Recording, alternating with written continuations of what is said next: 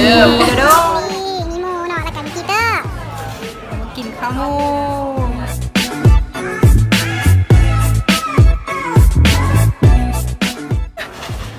เบิดแล้ววันนี้เขาก็มี2บ่าวแบนบอยแบนบอย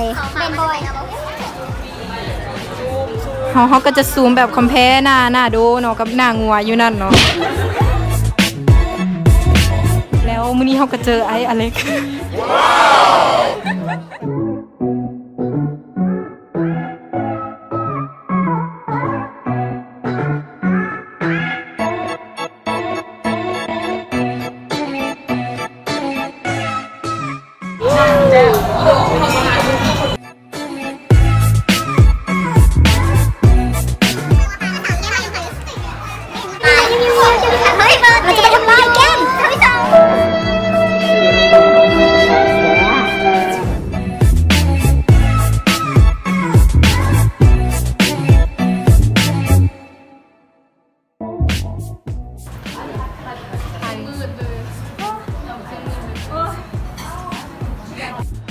แล้วอาหารของเรามื้อนี้แมน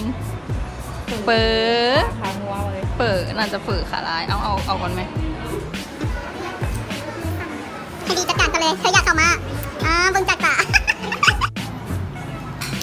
น้องนางเวลาได้กินจะยิ้มเปย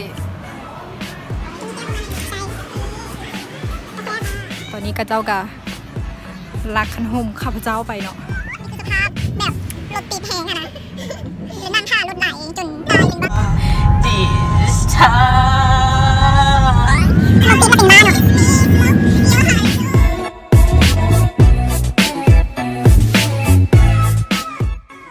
1 ตัวถ่ายแล้วจะบอกไปโหลดซูมมากมายเฮ้ยลืมเอาซูมออก